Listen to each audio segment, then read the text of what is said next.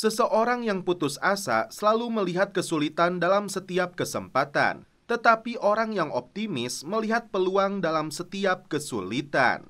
Kembali lagi bersama saya Stephen. Seperti biasa jangan lupa siapkan apa? Ya tentunya Kopai dan Utbray untuk menemani kalian dalam menonton alur cerita film ini.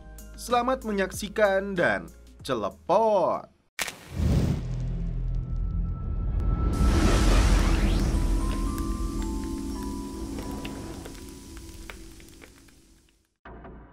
Agar kalian lebih memahami keseluruhan alur filmnya, saya sarankan untuk menonton terlebih dulu season ke-1 hingga ketiganya.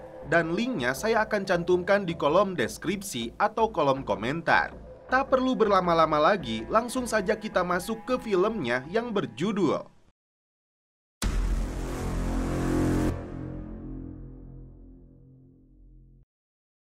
Dan inilah aktor utama dalam film ini yang bernama John B. Rutledge serta kelima kawannya yang kembali pulang setelah berhasil mendapatkan harta karun bongkahan emas Eldorado.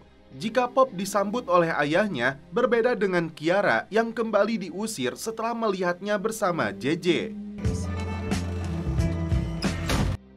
Lain lagi dengan Sarah yang dituduh ibu tirinya telah membunuh ayahnya sendiri.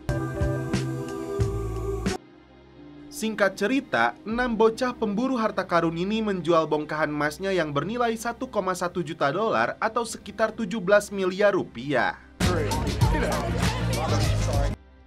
Daripada membagikan uang tersebut, Pop punya saran untuk membangun pulau pribadi yang mereka temukan sebagai lahan bisnis.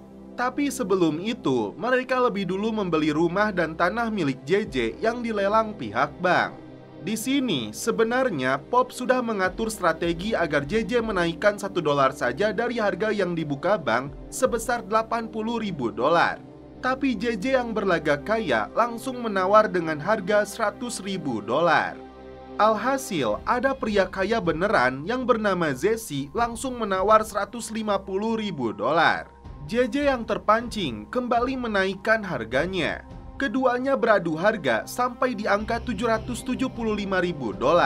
Di sini, Jesse akhirnya menyerah. JJ lolos jadi pemenang. Tapi bagi John dan teman-temannya langsung nepuk jidat. Karena itu sama saja dengan menghamburkan uang hasil perjuangan mereka mendapatkan harta karun. Rencana selanjutnya adalah memperbaiki rumah bekas JJ tersebut agar layak ditempati sebagai markas baru tim Poju. Itu sebagai istilah yang disematkan kepada mereka karena dari kalangan bocah miskin. Setelah memperbaiki rumah, mereka mulai membangun dermaga, kafe, sekaligus jasa pemancingan. Persahabatan dan kekompakan di antara mereka yang begitu kuat, pekerjaan yang berat pun menjadi terasa ringan.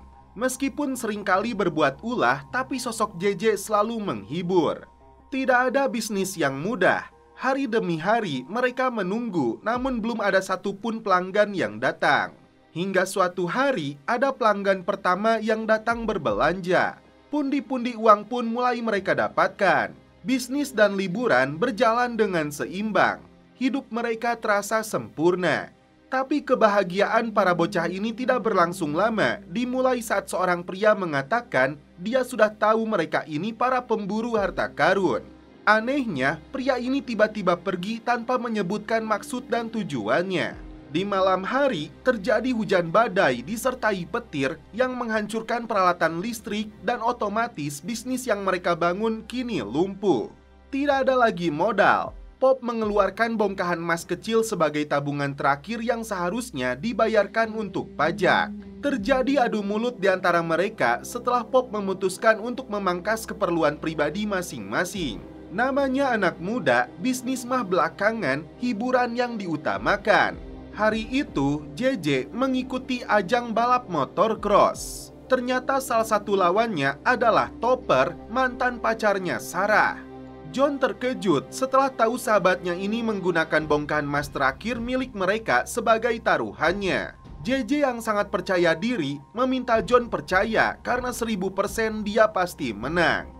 Tak hanya Topper, ternyata kakak Sarah yang bernama Raffi ikut juga dalam perlombaan ini. Seperti yang kita tahu, Raffi sangat membenci John dan kawan-kawannya. John pun terpaksa turun untuk membantu JJ menghalangi kedua rivalnya itu. Raffi makin membenci John karena dia menilai ayahnya meninggal dunia setelah ikut dalam petualangannya. Dan akhirnya pertandingan pun dimulai. Karena motornya bermasalah, JJ terlambat start.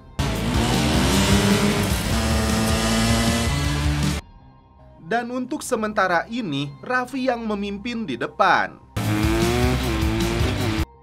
JJ harus berjuang keras menyusul lawannya satu persatu. Hingga terjadi tabrakan antara dia dan Topper. John pun masih berjuang mengimbangi kecepatan Raffi yang sulit untuk disusul. Disinilah JJ menunjukkan skillnya yang memukau sampai berhasil memimpin pertandingan. Di luar dugaan, ini yang terjadi.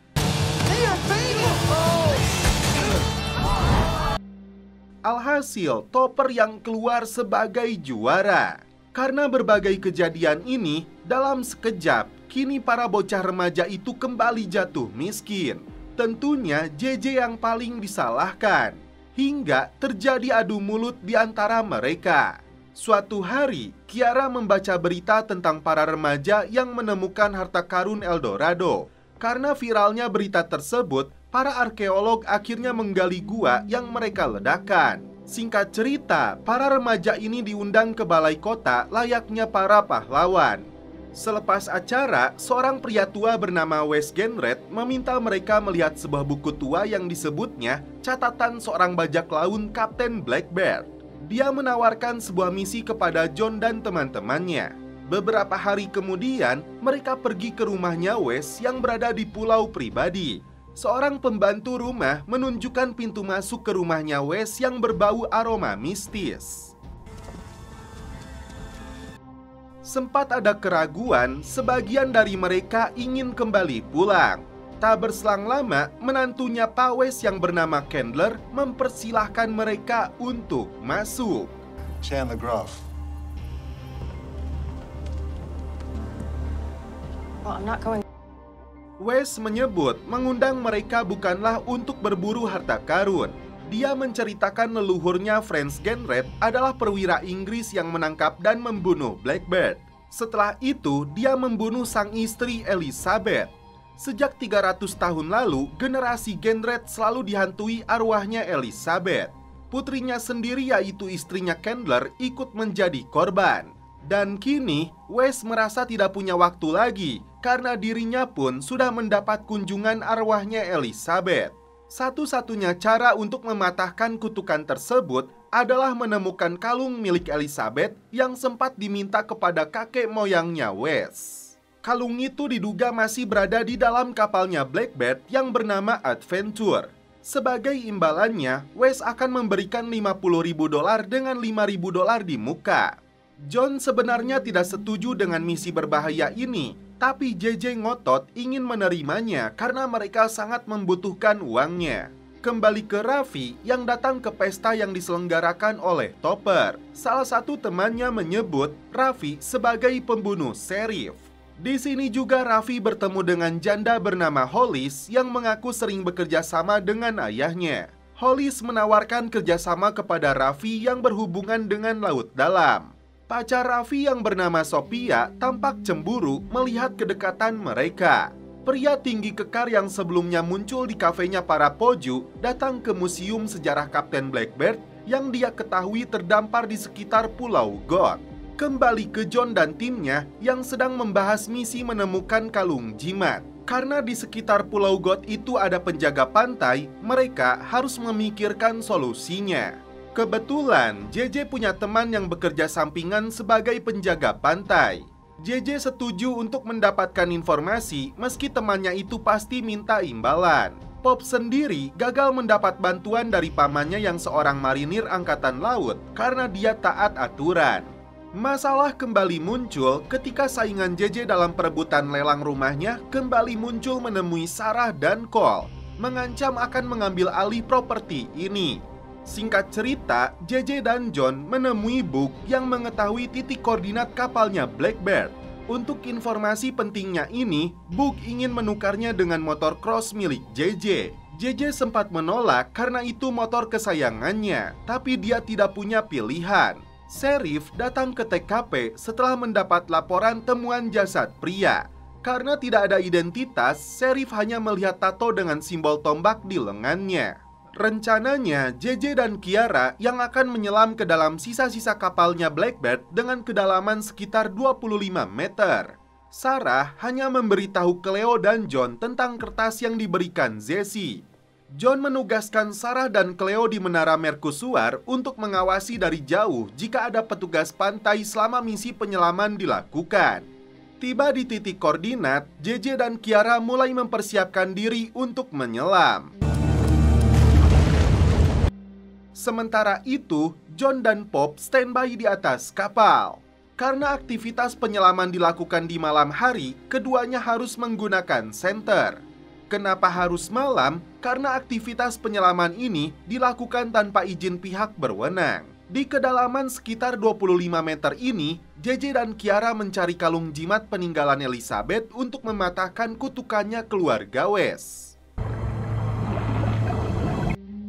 Karena datangnya air pasang, Pop dan John tidak bisa mengendalikan perahu agar tetap di posisi koordinat.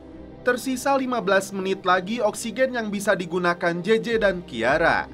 Di luar dugaan, ada penyelam lain yang menyerang mereka saat menemukan jimat tersebut. Dari atas menara, Sarah melihat kapal lain yang mendekat ke titik koordinat. Dia segera memberitahukan kepada John untuk mematikan lampu dan mesin, lalu bersembunyi di tengah-tengah kabut malam. Karena perkelahian di dalam air ini, Kiara kehilangan oksigen dan terjebak di dalam kapal yang karam. Ternyata, para pria yang di atas perahu ini mencari rekan mereka yang sedang menyelam. JJ berhasil menyelamatkan Kiara untuk segera muncul ke permukaan di tengah oksigen yang menipis. John dan Pop segera mengangkat mereka ke atas kapal, lalu kabur dari kejaran mereka. Di saat Wes sedang menulis sesuatu, tiba-tiba angin kencang membukakan jendela rumahnya. Hollis kembali menemui Raffi untuk menawarkan kerjasama di Pulau God yang dimiliki keluarga Wes, yang kini akan dijual karena dianggap angker terkait Blackbird. John dan tim segera membawa JJ dan Kiara ke rumah sakit karena terkena dekompresi atau kekurangan oksigen di dalam darah. Dalam perjalanan, JJ menunjukkan kalung jimat yang berhasil dia dapatkan. Keduanya langsung mendapatkan penanganan medis, dimasukkan ke dalam tangki khusus oksigen selama 12 jam. Sambil menunggu dua temannya pulih, John dan yang lainnya datang lagi ke rumah Wes untuk menyerahkan jimatnya. Di luar dugaan, sudah ada sheriff di sana yang menyebut Wes telah meninggal dunia. Lantas, apa yang sebenarnya terjadi? Apakah benar itu adalah kutukan? John dan teman-temannya diinterogasi satu persatu oleh Sheriff Sophie. Mereka semua mengatakan apa adanya. Pak Wase yang mengaku dikutuk meminta bantuan tim Poju menemukan kalung jimat dengan imbalan $50.000. Tapi mereka satu suara mengaku tidak berhasil menemukan kalung tersebut. Candler Grove yang terlihat sedih dengan kematian mertuanya menyuruh mereka menghubunginya jika sudah menemukan benda yang diminta oleh almarhum. Apakah Wes benar-benar meninggal karena dikutuk atau ada fakta lain yang belum terungkap? Semuanya masih menjadi misteri. Tim Poju kembali ke markas untuk mempelajari lebih dalam tentang kalung jimatnya. Setelah dibersihkan dengan cairan kimia, terdapat tulisan dalam bahasa Arab yang tidak mereka pahami. Kembali ke rumah sakit, pria misterius yang pernah datang ke kafenya tim Poju meminta bantuan dokter untuk mengobati luka di tangannya. Kita sebut saja dia Frank. Dia dan JJ yang masih berada di dalam inkubator saling bertatapan tajam. JJ sangat yakin betul pria ini yang hampir membunuh mereka, karena itu dia serang balik menggunakan tombak ikan. JJ sudah meminta perawat untuk membukakan pintunya, tapi perawat menolak karena masih beberapa menit lagi. Tidak ada pilihan, JJ pun terpaksa menghancurkannya. Sementara itu, John dan Sarah datang menemui Ustadz yang kenal dengan ayahnya untuk meminta bantuan menerjemahkan tulisan Arab di kalung tersebut. JJ berhasil kabur dari upaya penangkapan yang dilakukan satpam rumah sakit. Sementara itu, Kiara mencuri identitas prank dari meja perawat. Kebetulan, Pop dan Cleo sudah menunggu di luar rumah sakit. Berbekal alamat yang ada dalam berkas tersebut, JJ dan tim akan menyelidiki siapakah pria itu sebenarnya. Kembali ke John dan Sarah yang tampil cantik dengan kerudung. Diberitahu tentang tulisan di kalung itu dengan bunyinya sebagai berikut. Dari bulan sabit ke bintang utara, tempat yang hidup dan mati bertabrakan. Penjaga gerbang akan memadu jalan. Kalimat ini sepertinya sebuah petunjuk jalan yang dikemas dalam kalimat teka-teki yang harus dipecahkan. Sang ustadz terkejut setelah mengetahui kalung tersebut milik Elizabeth dan suaminya adalah Edward alias Blackbird. Mengetahui kalung jimat itu sudah dikutuk, ustadz ini tidak mau lagi menerjemahkannya.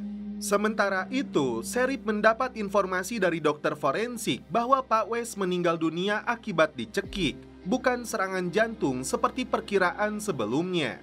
Motifnya sama persis seperti korban pria yang ditemukan di tepi pantai. Sofia diminta oleh ayahnya agar membujuk Raffi supaya menerima penawaran dari si janda Hollis. Ternyata ayahnya ini punya hutang budi kepada temannya itu. JJ, Kiara, Pop, dan Cleo tiba di sebuah dermaga sesuai alamat yang tertulis dalam berkas rumah sakit. Di sini mereka berpencar untuk mencari petunjuk tentang pria misterius itu. Kesempatan ini dimanfaatkan Kiara yang ingin diajak kencan oleh JJ. Sementara itu, Pop dan Cleo mengintai dari dalam mobil melihat target mereka. Frank menemui seorang wanita berambut pendek, mengaku yakin para remaja itu memiliki kalung jimat yang mereka inginkan. Pop menaiki pondasi kayu untuk menguping pembicaraan mereka. Setelah kalung itu mereka dapatkan, mereka membicarakan target berikutnya, sebuah mahkota biru. Tiba-tiba, Frank melihat ada JJ dan Kiara di sana. Untung saja mereka berdua lebih dulu melompat sebelum ditangkap. Dalam sebuah buku, Sarah membaca tentang sejarah Elizabeth Teach yang diperbudak oleh bajak laut barbari di kota pesisir yang kini disebut Maroko. Elizabeth lantas dibebaskan oleh Edward yang kemudian dikenal sebagai Blackbird. Sementara itu, Sheriff membaca kembali berita lama yang menyebut tragedi Pulau Kildare, seorang ibu yang masih nipas meninggal bersama putranya. Wanita ini tiada lain adalah putrinya Pak West atau istrinya Chandler. Dia menugaskan anak buahnya untuk memanggil Chandler untuk diinterogasi kembali. Sofia merasa sakit hati setelah Raffi mengaku kepada Topper dan temannya dia bukan kekasihnya Sophia yang seorang poju atau dari kalangan miskin. Dari sebuah buku, John menemukan catatan bahwa mahkota biru itu artefak paling dicari di dunia kuno. Mahkota biru itu dibuat untuk Darius Agung dari Persia 3000 tahun yang lalu. Dipercaya akan mendatangkan kemujuran dan kekebalan yang langka. Dari Alexander hingga Julius Caesar turun-temurun menggunakan mahkota tersebut. Setelah hilang di tahun 1700-an, mahkota itu dikabarkan diburu oleh Blackbird. Sofia diberi $25.000 oleh Hollis agar dia membujuk Raffi menerima penawarannya karena Pulau God itu tambang emas yang sangat berharga. Meskipun Sofia menyadari ada tindakan penipuan, tapi sakit hati karena pengakuan dari Raffi membuatnya menerima uang sogokan tersebut. Diam-diam, Frank mengintai aktivitas para poju di malam hari. Cleo bermaksud memberi makan ikan umpan yang ada di atas dermaga. Namun tiba-tiba, dibawa ke atas kapal,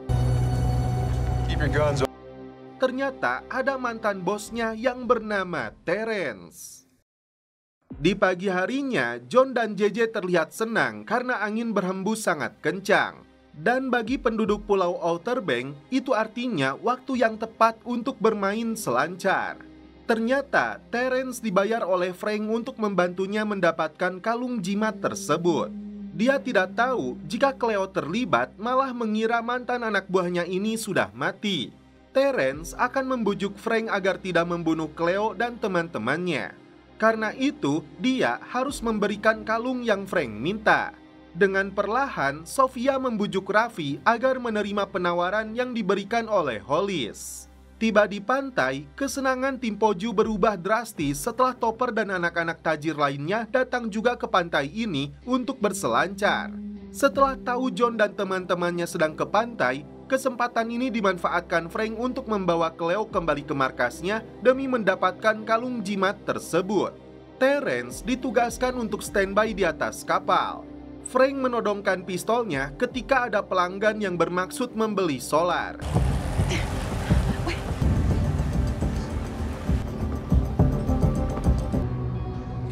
What is it anyway? Where is it? Frank marah setelah Cleo menunjukkan kaleng kosong. Cleo beralasan teman-temannya sudah memindahkan kalung tersebut ke dalam laci kamar. Melihat ada pisau di sana, ini yang terjadi. Untung saja Terence datang tepat waktu sebelum Frank membunuh Cleo. I thought I told you to stay in the boat. See, tell him. You Okay, go help. I can get him. Get you your trinket. Ternyata kalungnya dibawa oleh Pop untuk ditunjukkan kepada guru sejarahnya. Di sini, Pop mendapat sedikit petunjuk yang dapat dia gunakan untuk merumuskan teka-teki di dalamnya. I don't even know all the places he went. Datang ke kantor polisi, Chandler beralasan sedang pergi dengan perahunya ke Pulau Marina di malam mertuanya ditemukan sudah tidak bernyawa. Terkait dengan mertuanya yang menugaskan anak-anak itu mencari kalung jimat, Chandler beralasan dia tidak percaya hal semacam itu. Setelah anak istri dan kini mertuanya yang meninggal, tidak ada lagi ahli waris. Dan itu artinya properti peninggalan mertuanya akan diambil alih oleh negara. Sesuai hasil riwayat GPS di ponselnya, pengakuan Chandler dianggap sesuai. Dan itu artinya sheriff tidak punya alasan untuk menuduh Chandler sebagai pelaku yang membunuh Wes. Tapi Chandler sempat mengatakan anak-anak Poju itu ada di dekat rumah mertuanya saat malam kejadian. Ketika teman-temannya sedang asik berselancar, Pop memilih untuk pergi ke Museum Sejarah Blackbird. Perhatian Pop tertuju ke petanya Half Moon yang ada kaitan dengan sejarahnya Blackbird. In Charleston. Tiba-tiba Cleo menghubunginya agar segera membawa kalung jimatnya atau dia akan dibunuh tepat jam 4 sore. Kill me.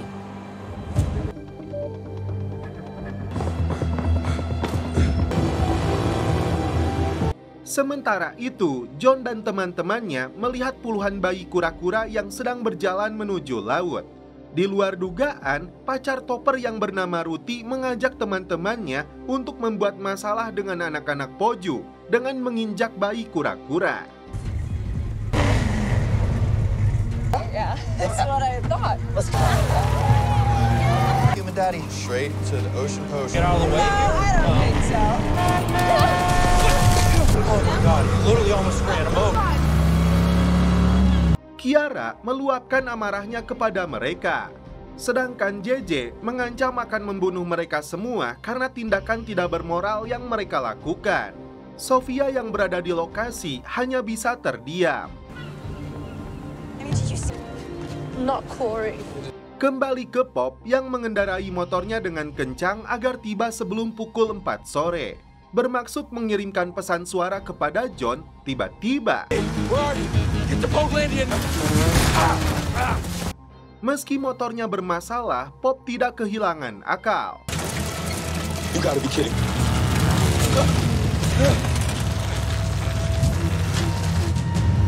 Saat Pop tiba, di luar dugaan, ini yang terjadi. Frank kabur setelah mendapatkan kalungnya. Terence sendiri akhirnya tewas setelah ditembak oleh Frank. Tak berselang lama, datanglah John dan teman-temannya yang terkejut setelah melihat tangan Pop penuh dengan darah. Di sisi lain, Pop mengaku kepada John bahwa dia sudah menemukan jawaban dari kalimat teka-teki kalung tersebut. Ini berhubungan dengan Half Moon Battery yang berada di Charleston. Tiba-tiba, Sheriff Sophie datang ke sana, padahal anak-anak ini belum melaporkannya.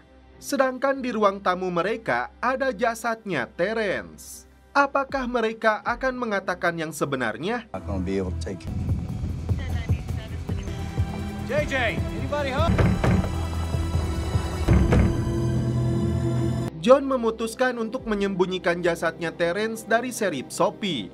Ketika teman-temannya memindahkan jasad tersebut ke belakang sofa dan membersihkan darahnya, JJ mengalihkan perhatian si Sheriff. Untung saja ketika Sheriff ini memaksa masuk, mereka semua pura-pura baru bangun. Sheriff meminta keterangan dari JJ terkait ancaman dirinya kepada Topper dan teman-temannya yang direkam ponsel. JJ beralasan itu dilakukan untuk membela diri karena tindakan mereka yang hampir menabrak Kiara dan melindas kura-kura. Selain itu, Sheriff bertanya di mana JJ dan teman-temannya di malam Pak West terbunuh. JJ menjawab dia dan teman-temannya sedang di rumah ini berkumpul seperti biasa. Sementara itu, di malam hari, Raffi bertemu dengan Hollis untuk menandatangani kesepakatan yang mereka buat terkait rencana mengembangkan Pulau God. Tapi sampai detik ini, Hollis belum membeberkan siapa partnernya itu. Janda ini coba merayu Raffi tapi dia menolak karena sudah memiliki Sofia. Sementara itu, Frank dan antek-anteknya termasuk bos wanitanya sudah mengetahui bahwa mereka harus meneruskan perburuan mahkota birunya ke Charleston. Mereka sempat membahas kematian salah satu anggota mereka yang bernama Omar yang sudah diketahui pelakunya. Namun, balas dendamnya akan dilakukan nanti setelah mereka mendapatkan mahkotanya. Di pagi hari, John dan tim membawa jasad Terence untuk ditenggelamkan dengan layak. Sedangkan JJ akan memperbaiki mobilnya John, si Twinkie, untuk digunakan menuju Charleston. Sarah sempat meletakkan pistol milik Frank di dalam mobil. Ternyata aktivitas mereka diintai oleh Sheriff dan anak buahnya. Di tengah lautan lepas, jasad Terence ditenggelamkan dan disinilah Cleo berjanji akan membalas kematian bosnya ini yang sudah dia anggap seperti ayahnya sendiri. No one else did.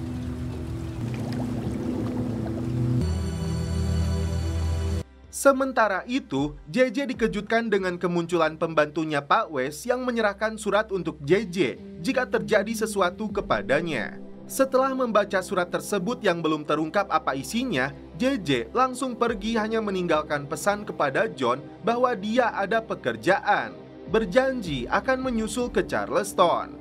Kembali ke markas, John dan sebagian timnya berangkat ke Charleston, sedangkan Kiara memilih standby menunggu JJ pulang. Ternyata JJ datang ke rumah teman ayahnya untuk bertanya apa dia mengetahui kira-kira di mana ayahnya yang menghilang setelah kabur dari penjara. Jika dia tahu, JJ akan memberinya imbalan. Tak berselang lama, ayahnya menelepon JJ yang mengaku sedang berada di dalam hutan. Tiba-tiba terdengar suara anjing yang sama. Disinilah JJ sadar, ayahnya itu sebenarnya ada di rumah temannya ini. Setelah dipaksa keluar, akhirnya JJ bisa bertemu kembali dengan ayahnya. Hey, kid. The entire time in here, in and out. Ternyata dia mengenal Pak W sebagai orang tua yang baik. JJ menunjukkan surat tersebut kepada ayahnya. Ternyata isi suratnya menyebut ada masalah penting yang harus JJ ketahui dan karena situasinya mendesak, JJ disuruh bertanya langsung kepada ayahnya tentang Albatros. Tapi ternyata Mike mengaku tidak tahu dengan maksud Pak West. Tapi JJ tidak percaya kepada ayahnya ini. Di luar dugaan, Sheriff Sophie muncul di sana untuk menangkap Mike. Tak punya pilihan lain, Mike meminta bantuan anaknya untuk ikut kabur dari kejaran polisi. JJ bersedia membantunya asalkan dia menceritakan tentang Albatros. Raffi datang ke markasnya Poju untuk menemui adiknya. Tapi hanya ada Sarah di sana yang langsung memegang pisau karena khawatir Raffi akan berbuat jahat. Raffi mengaku hanya ingin menawarkan bantuan untuk menjadi orang yang lebih baik. Sementara itu, John dan tim sudah tiba di Charleston. Sesuai sejarah, Blackbird pernah berlabuh di dermaga ini menuju pedalaman yang kini menjadi kota besar. Sampai di malam hari, tim terus berjalan menelusuri jejak Blackbird yang diyakini meninggalkan harta karun termasuk mahkota biru di dalam peti mati. Sesuai petunjuknya Half Moon Battery yang artinya tempat yang hidup dan yang mati bertabrakan. Sebuah istilah untuk kuburan. Tiba-tiba, Sarah melihat simbol dari bintang utara di atas menara gereja yang sesuai petunjuk dalam kalung tersebut, bintang utara akan memandu jalan. Pop mengajak Cleo dan Sarah untuk masuk, sedangkan John bertugas mengawasi dari luar. Don't do well with graveyard. Yeah, it's gonna be awesome. So look. Hard can it be? Sementara Sarah dan Cleo mengalihkan perhatian pendeta, Pop akan mencari jalan masuk menuju ruang bawah tanah. Setelah berhasil menemukannya, Pop dan Sarah yang masuk, sedangkan Cleo menutupi kembali jalan masuknya.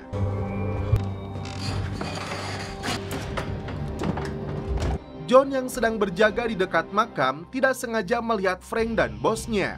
Dari ruang bawah tanah itu, Pop menemukan jalan lain yang ditutupi dengan batu bata.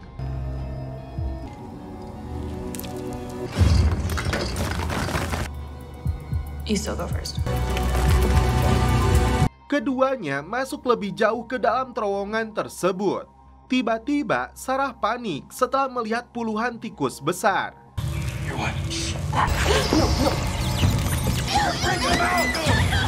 Karena ternyata disinilah tempatnya makam bawah tanah.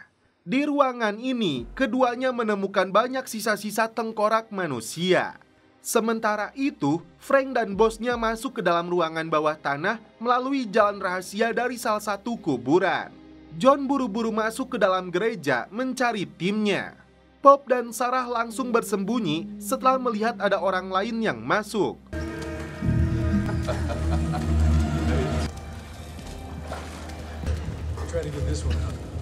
Frank membuka salah satu makam dan tiba-tiba mendengar sesuatu yang mencurigakan. Mereka pergi setelah mendapatkan sesuatu yang mirip dengan gulungan peta.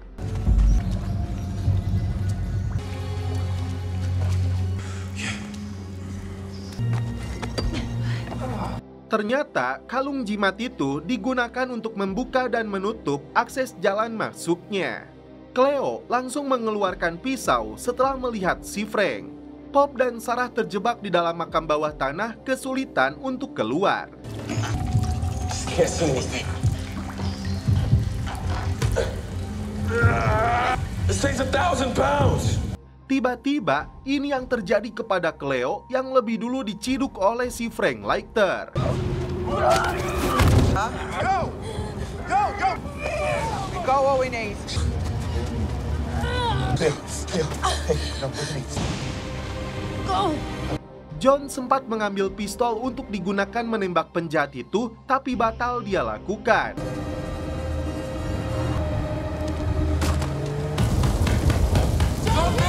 Masalah besar dihadapi Sarah dan Pop karena genangan air mulai meninggi. Kembali ke JJ dan ayahnya yang bersembunyi di atas mercusuar. Di sini, ayahnya membeberkan tentang Albatros yang ternyata nama kapal tempat Larissa atau anaknya Pak Wes meninggal dunia. Yang sangat mengejutkan, ternyata Mike bukanlah ayah kandungnya JJ. Karena sebenarnya JJ adalah anak dari Larissa Jenrit atau cucu dari Pak Wes. Dan itu artinya Chandler Grove adalah ayah kandungnya JJ. Fakta lainnya yang cukup mencengangkan juga, Chandler punya hubungan dekat dengan Hollis.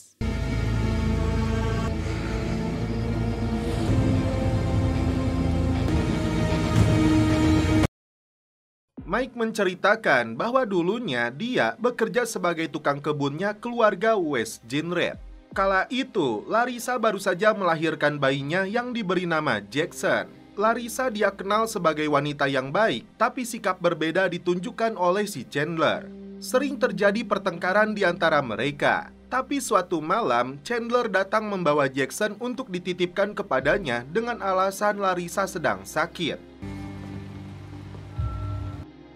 Keesokan harinya, Mike terkejut setelah melihat berita Larissa dan bayinya tenggelam. Dia segera menemui Chandler yang ternyata mau merahasiakan kepada mertuanya bahwa Jackson masih hidup.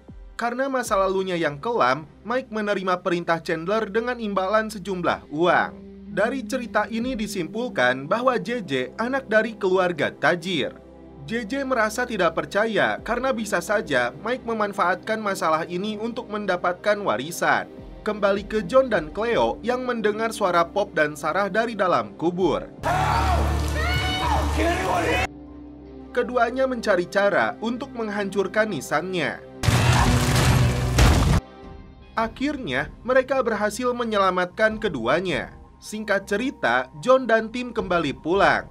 Dalam perjalanan, Sarah menceritakan apa yang dia lihat ketika para penjahat itu mengambil sebuah gulungan kertas seperti sebuah peta. Apakah peta itu sengaja ditinggalkan Blackbird agar Elizabeth menemukan mahkotanya? JJ sendiri yang sudah pulang menceritakan pertemuan dengan ayahnya yang mengungkap fakta tentang identitas dia yang sebenarnya. Tapi JJ meminta kepada Kiara untuk merahasiakan masalah ini kepada teman-temannya. Sementara itu, Frank dan anteknya yang sudah memiliki peta ternyata diperintah oleh seseorang dengan imbalan sejumlah uang untuk menemukan mahkotanya.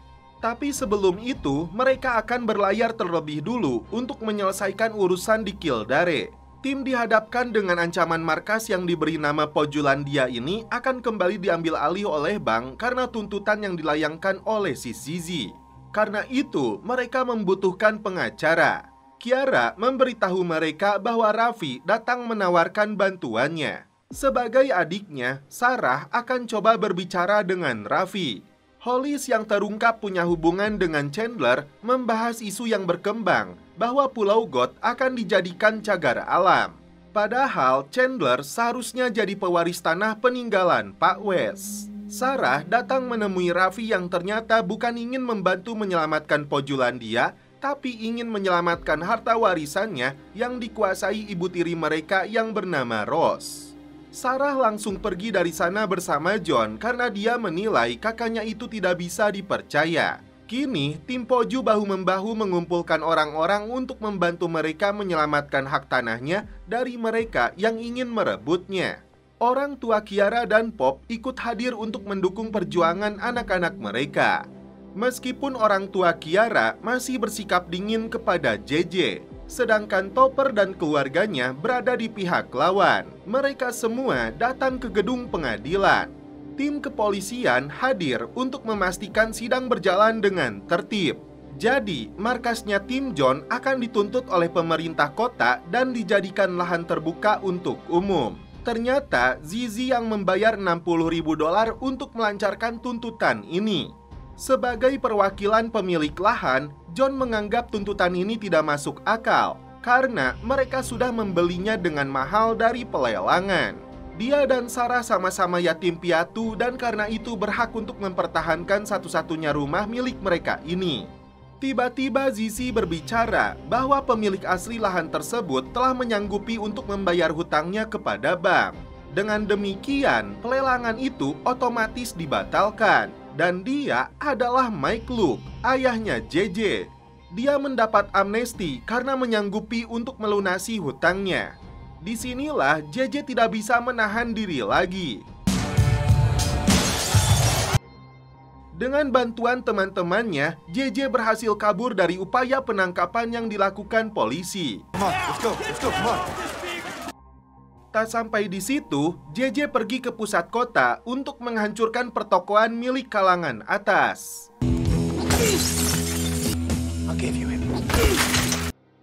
Tak berhenti sampai di situ, properti milik si Zizi menjadi target berikutnya.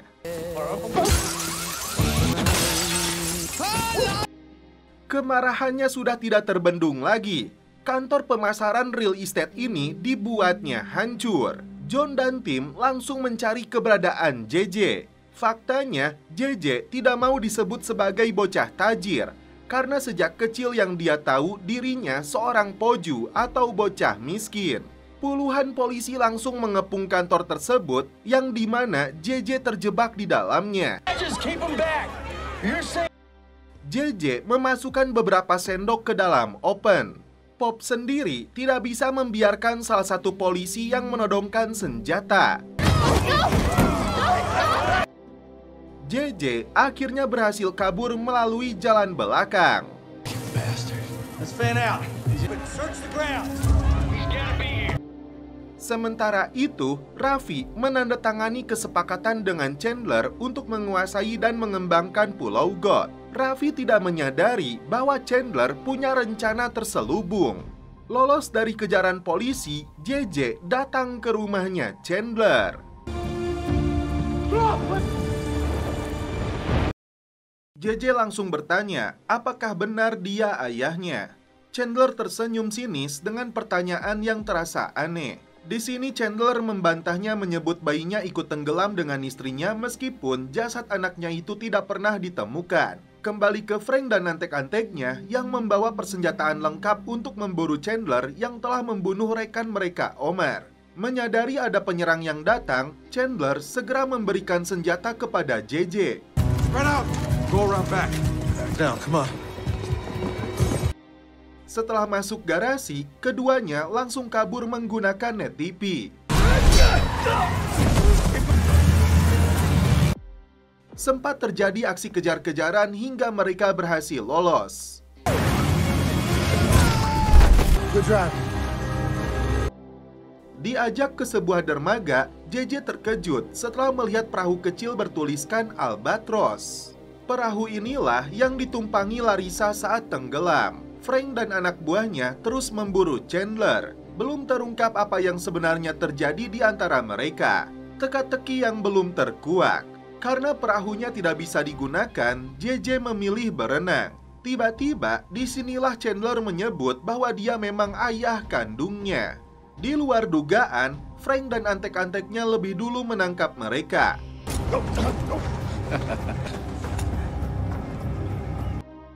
Sementara itu, Pop yang sebelumnya ditahan dibawa ke persidangan pembebasan bersyarat, tapi dia harus menggunakan alat pemantau dan tinggal bersama orang tuanya.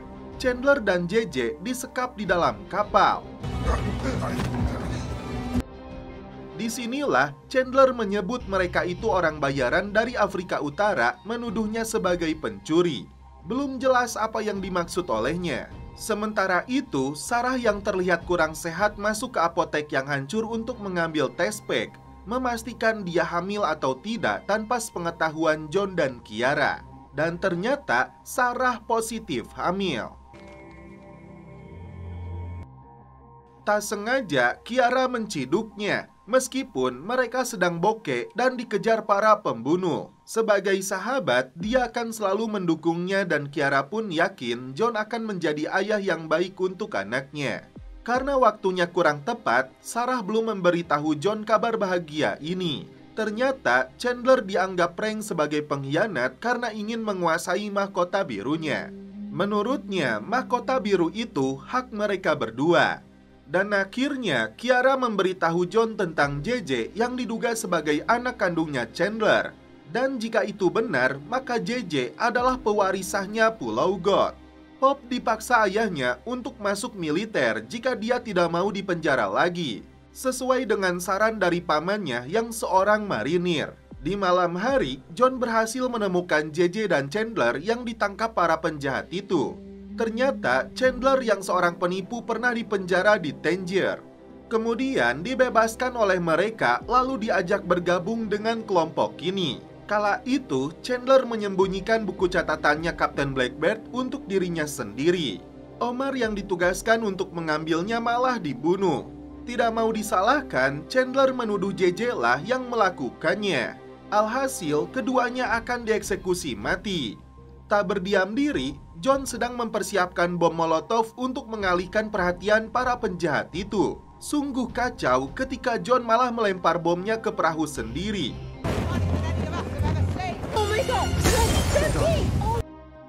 Para penjahat itu mengancam akan melepaskan tembakan. Kali ini John menggunakan ketapel, dan ini yang terjadi. Further this time. Right now. Kesempatan ini dimanfaatkan JJ untuk merampas gulungan petanya. John pun naik ke atas kapal musuh untuk membantunya.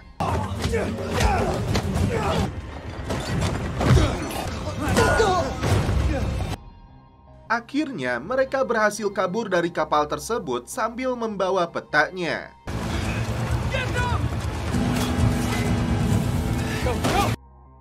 Chandler sendiri berhasil lolos masuk ke dalam hutan.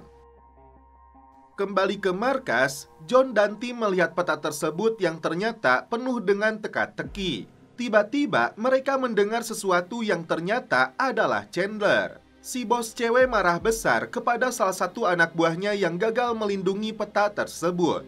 Sebagai hukumannya, dia ditenggelamkan hidup-hidup. Chandler yang sudah mengaku sebagai ayahnya JJ menyebut peta tersebut dienkripsi. Peta yang disebut Mogador itu dibuat oleh bajak laut Barbaria tahun 1703 bernama Murad. Tak hanya koin emas, ada juga mahkota biru yang terdapat dalam brankas di lokasi tersembunyi berdasarkan petunjuk peta tersebut. Lokasinya sendiri diduga berada di Maroko. Mahkota itu dipercaya bisa mengabulkan permintaan dan membuat musuh tidak berdaya. Peta itu hanya bisa dibaca menggunakan kristal refraksi yang dulu dimiliki oleh Elizabeth. Dan kini, Chandler menyembunyikan peta itu di makam ibunya JJ. Malam itu juga, Sarah akhirnya memberitahu John bahwa dirinya sedang hamil. Hey. Chandler mendapat pesan dari si bos cewek yang diketahui bernama Dahlia agar membawakan kembali peta tersebut atau mereka akan membunuhnya. Di pagi hari, JJ pergi bersama Chandler untuk mengambil lensa itu di makam ibunya. Anak buah Sophie menyerahkan berkas dari jasad pria yang ditemukan di pantai sebagai anggota milisi, sekaligus pedagang senjata bernama Omar dari kelompok tentara bayaran bernama Lupin Corsairs. Lupin Corsairs. Tiba di pemakamannya keluarga Jenrit, diam-diam Chandler menghubungi polisi agar menangkap seorang bocah yang merusak makam. Setelah itu, keduanya membongkar makamnya Larissa untuk mengambil lensa pembaca peta tersebut. Sampai detik ini, JJ masih tidak percaya bahwa dirinya berasal dari kalangan tajir. Tiba-tiba polisi datang. JJ disuruh bersembunyi kembali di dalam makam karena statusnya yang buronan. Lensa itu diberikannya kepada Chandler. Polisi itu kembali pergi setelah Chandler menyebut bocah-bocah itu telah pergi. Tapi pria licik itu kabur membawa kalung lensanya meninggalkan JJ di dalam makam. Chandler kembali ke markasnya para bocah untuk merampas petanya. Kiara yang melihat mobil mencari JJ. Setelah mendapatkan peta tersebut, ini yang dilakukan Chandler kepada Kiara.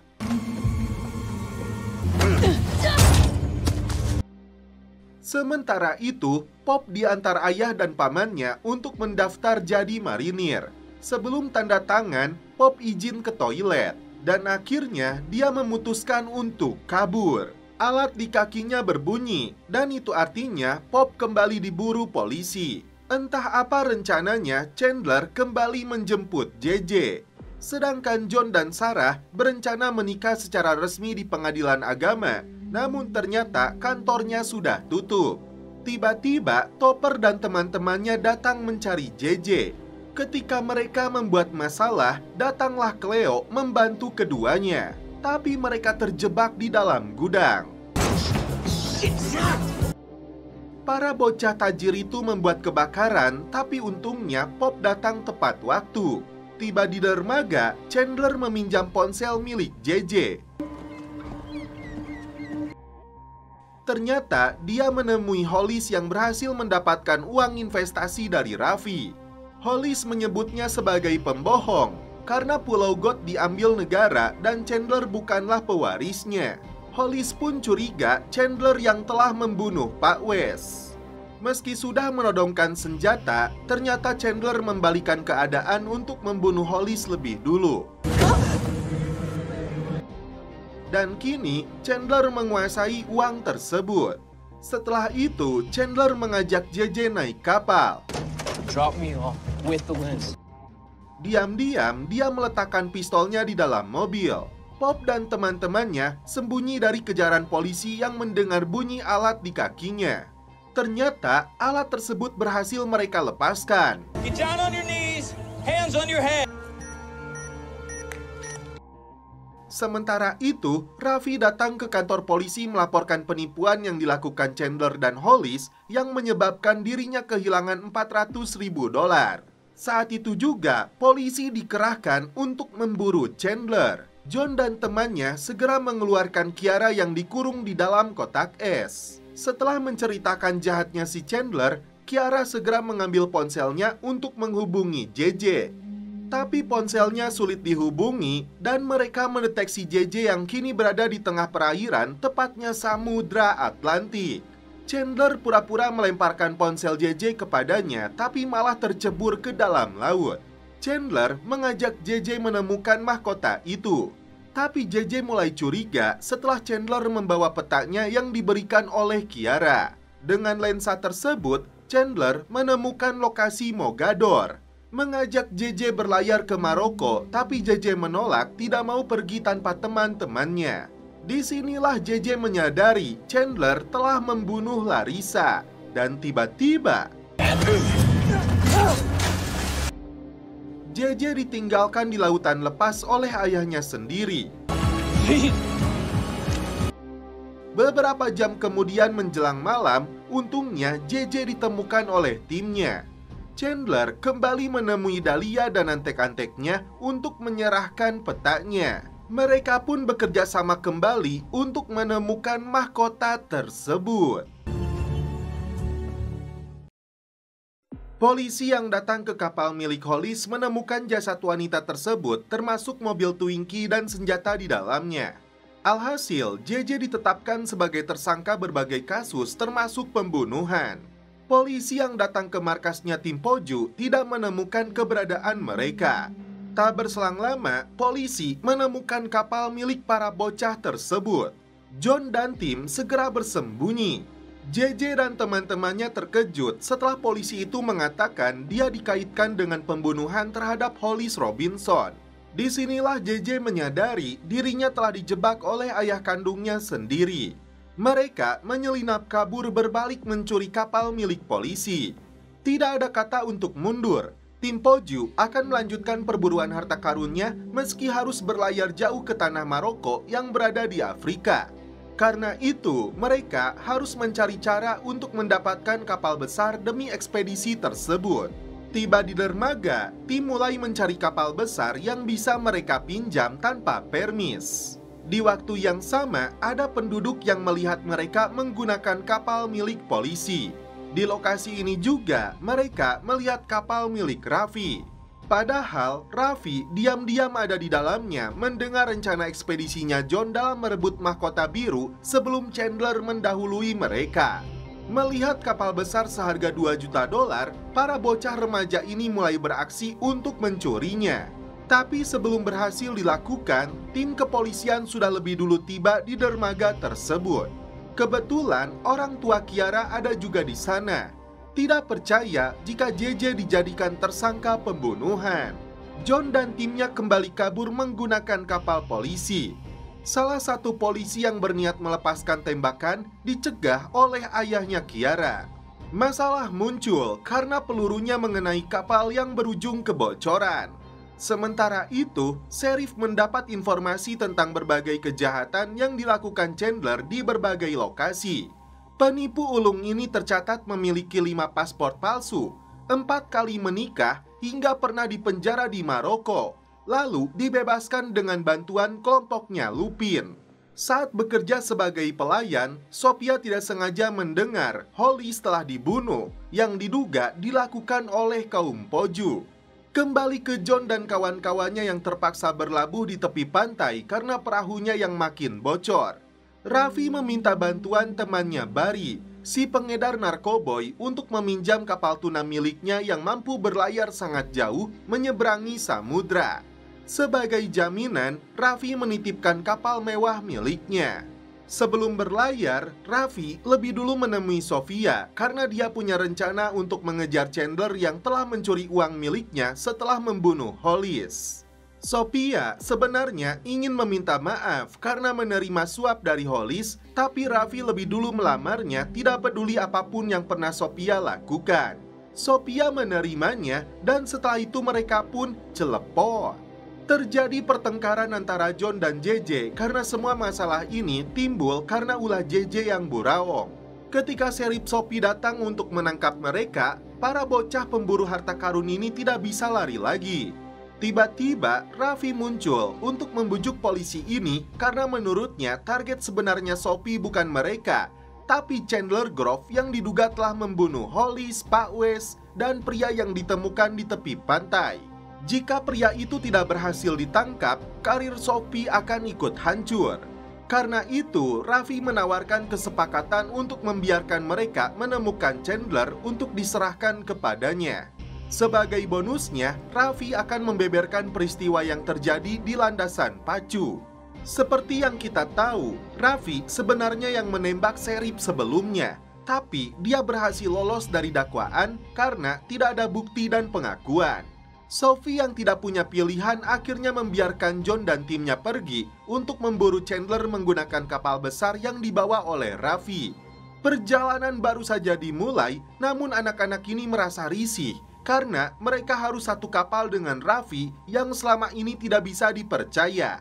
Raffi meyakinkan mereka dirinya tidak ingin lagi mengejar harta karun, tapi hanya ingin memberi pelajaran kepada si Chandler. Di luar dugaan, ini yang dilakukan JJ. Dia disekap di dalam ruangan dengan tangan terikat. Kembali ke Dahlia dan Chandler yang ternyata sudah tiba lebih dulu di Maroko. Selama pencarian mahkota berlangsung, Frank Leiter akan mengawasi gerak-geriknya Chandler. John dan timnya selalu kompak saling berbagi tugas selama perjalanan. Memancing dan memasak ikan menjadi aktivitas favorit para bocah ini. Singkat cerita, tim pemburu harta karun ini tiba di Bermuda untuk mengisi bahan bakar. Sarah yang masih peduli kepada kakaknya memberinya makan meski tidak pernah diterima dengan baik oleh si Raffi. Hanya JJ yang masih bersikap arogan, membuat teman-temannya kesal. Agar sikapnya berubah, John memutuskan untuk memberitahu JJ bahwa Sarah sedang hamil. JJ sempat tidak percaya. JJ yang sudah dianggap seperti saudaranya sendiri diminta untuk menjadi ayah baptis bagi anaknya. Karena pengaruh alkohol, sikap JJ tidak berubah. Bukannya senang, JJ menuduh John tidak akan mampu membesarkan anaknya, seperti orang tua mereka yang menelantarkan keduanya. Singkat cerita, kapal mereka sudah memasuki perairan Maroko. Namun tiba-tiba, badai besar datang menghadang. Sementara Pop mengecek kondisi mesin, John berusaha mengendalikan kemudi agar kapal tidak terlalu oleng. Ketika para cewek sedang sibuk mengikat barang-barang yang mudah terjatuh, JJ sendiri malah duduk santuy, seakan tidak peduli dengan bahaya yang datang mendekat. Raffi yang merasakan kapal mulai oleng berusaha melepas ikatan di tangannya. Kapal ini benar-benar harus melewati badai dan ombak yang sangat tinggi. Kiara segera mengambil pisau untuk melepaskan tali yang mengikat tangannya Raffi. John sendiri terlempar akibat terjangan ombak yang begitu dahsyat. Sarah segera pergi untuk melihat keadaan John. Di luar dugaan, malah Sarah yang terlempar ke bawah laut. Saat itulah JJ memutuskan untuk melompat menyelamatkan Sarah. John tidak bisa berbuat apa-apa, seakan mengira Sarah dan JJ sudah tenggelam. Singkat cerita, kapal mereka terdampar di sebuah pulau di Maroko. John sudah berusaha mencari Sarah dan JJ, tapi tidak berhasil menemukan keduanya. Hari pun berganti, mereka semua sudah putus asa. Tiba-tiba, Sarah dan JJ terlihat dari kejauhan. Ternyata JJ berhasil menyelamatkan Sarah. John segera memeluk sahabatnya ini sebagai bentuk rasa terima kasih. Brothers for life. Malam itu, mereka semua terlihat senang dan bahagia, apalagi ketika John memberitahu bahwa dia dan Sarah akan memiliki anak. Berbeda dengan Raffi yang duduk seorang diri dengan raut muka jamadutnya. Setelah menempuh perjalanan laut yang sangat jauh, ditambah berjalan kaki dalam panasnya padang pasir, mereka tiba di kota Essaouira.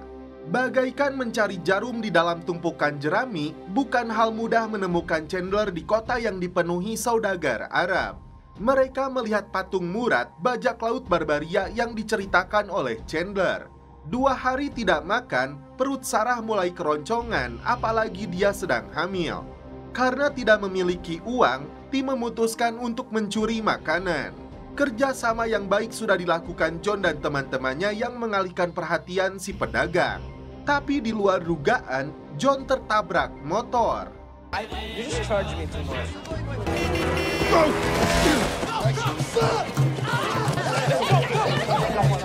Alhasil, mereka dikejar si pedagang yang melapor kepada polisi. Untungnya, John masih bisa mengamankan 1 buah apel untuk kekasihnya ini. Mereka kembali lari dari kejaran polisi. Hampir saja Raffi yang ketimban sial ditangkap polisi yang salah sasaran. Ternyata dia menyembunyikan uang dan ponsel tanpa sepengetahuan John dan teman-temannya. Raffi teringat dengan pena yang diberikan Chandler dan karena itu dia menghubungi Sophia. Di pena tersebut tertulis nama Hotel Riyadh di Essaouira, Maroko. Setelah masuk ke hotel tersebut, ternyata Dahlia dan antek-anteknya menginap di sini. Chandler diam-diam menemukan petunjuk baru bertuliskan Agapenta dari peta tersebut. Sebelum Dahlia masuk, Chandler kembali menyembunyikan petanya. Ternyata Chandler mengaku kepada Dahlia tidak memiliki peta itu. Karena Chandler diam-diam akan menyerang, ini yang dilakukan Frank. All of it. You need the action. Bathroom there. I haven't even started. Do what you want, man. My time with you.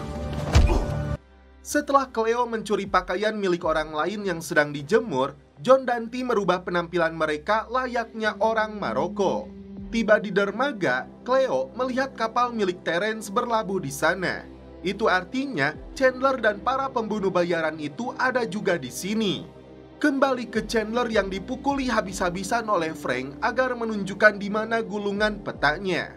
Tiba-tiba Raffi muncul membantu Chandler. Blood.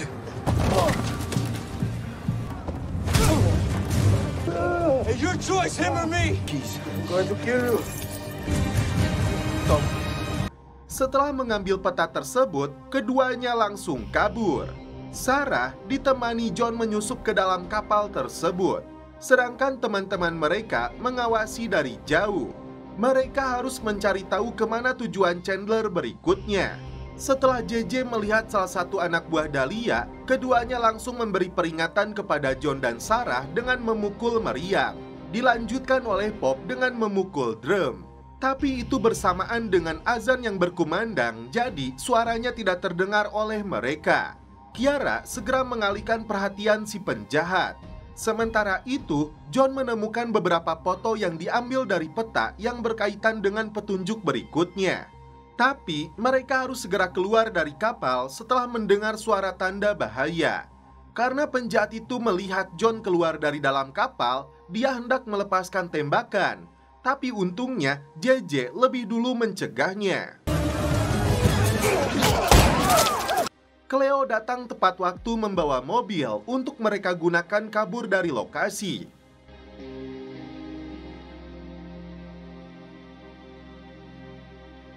Dahlia dan anak buahnya bergegas pergi membawa persenjataan untuk mengejar Chandler dan para bocah pojuk. Sementara itu, Chandler dan Raffi sudah lebih dulu pergi menuju Agapenta sesuai petunjuk petanya. Tidak mau perjalanannya sia-sia, Raffi bertanya kepada Chandler berapa harga mahkota biru itu. Ternyata Chandler menyebut harganya mencapai ratusan juta dolar. Di saat Raffi mencoba melihat peta tersebut menggunakan lensa, Chandler mengatakan Sophia dia suap melalui Hollis agar membujuknya menerima penawaran tentang Pulau God. Namun tiba-tiba I've been groveling at your feet. That's how you get back at that one we paid to give you enough. I did something.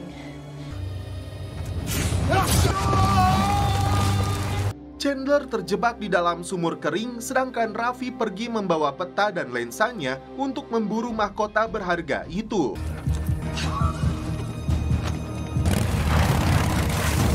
Raffi sempat menghubungi Sophia untuk memutuskan hubungan mereka dan menyuruhnya pergi dari rumahnya. Dari foto yang John temukan, Pop mendapat petunjuk bahwa tujuan berikutnya adalah Agapenta. Di waktu yang sama, JJ menunjukkan pistol yang berhasil dia rebut dari penjahat itu.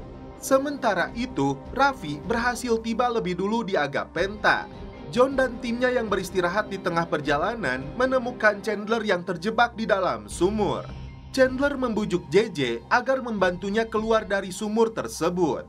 Tapi karena ayahnya ini tidak pernah menginginkan anak, bahkan menyebabkan JJ hampir terbunuh, dia memutuskan untuk meninggalkan Chandler di sumur tersebut dan hanya memberinya air minum.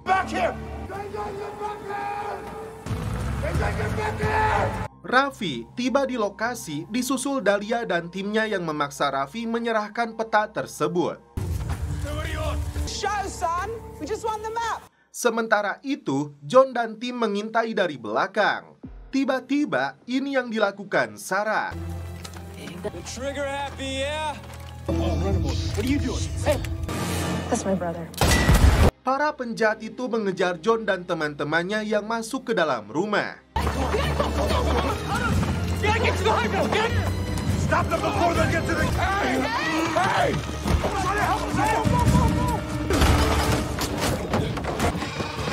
Come on! Let's win there tight. Go.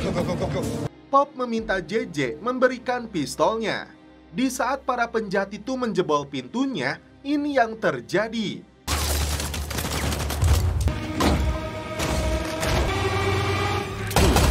Di momen ini pula, Sarah menyadarkan Raffi bahwa dia satu-satunya keluarga yang dimilikinya.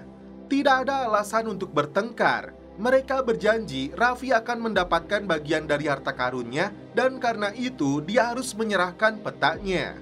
Ketika para pembunuh bayaran itu berhasil masuk, Pop dan Cleo melempari mereka dengan batu.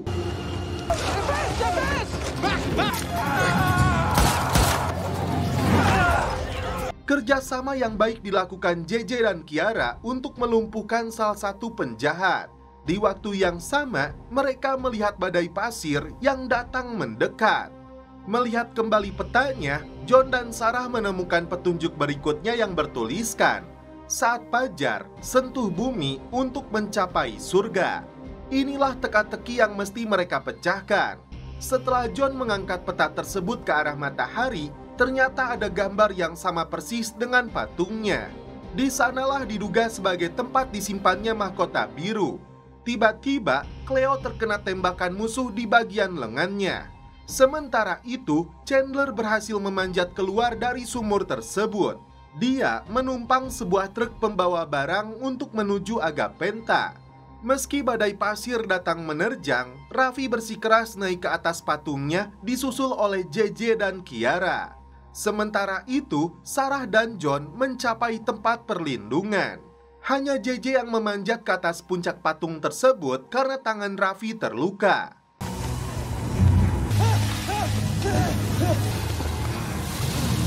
Pop dan Cleo diburu oleh si Frank demi membalas dendamnya atas kematian Terence. Di sini, Cleo yang memegang pistol dengan sisa satu peluru menyuruh Pop untuk pergi. Tapi Pop tidak bisa pergi. Saat Frank muncul, dia melepaskan tembakan. Come out now, I'll let you live. Nothing to lose, Pop. John hampir saja tewas dicekik salah satu penjahat jika Sarah tidak datang menyelamatkannya. Sebelum para penjahat ini melepaskan tembakan ke arah JJ yang sedang memanjat, Raffi lebih dulu menyerang mereka. JJ sepertinya menemukan sesuatu dari dalam patung tersebut. Tapi JJ tidak menyadari bahwa Dahlia sudah membidiknya. Dan ternyata JJ berhasil menemukan mahkota biru yang bernilai ratusan juta dolar. I'm coming! JJ dan Kiara segera pergi dari sana. I'm good! I'm better! I got it! Dahlia sendiri gagal menembaknya. Tiba-tiba, Kiara ditangkap oleh Chandler, memaksa JJ menyerahkan mahkota tersebut. You know what I want? Meski mahkotanya sudah diberikan, ini yang dilakukan Chandler kepada anaknya sendiri.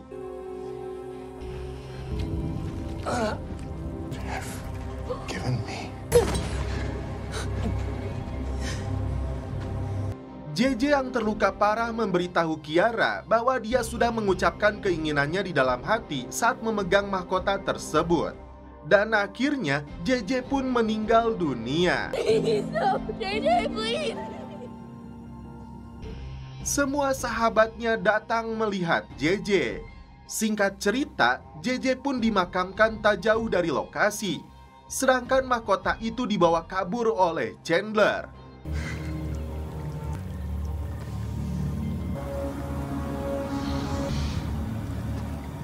John dan teman-temannya tidak akan tinggal diam. Mereka sepakat untuk membalas kematian JJ. We all know what JJ would do. He'd get even. Revenge.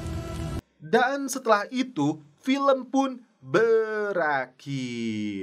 Oke guys, terima kasih yang sudah menonton sampai episode terakhir. Salam percelopotan duniawi.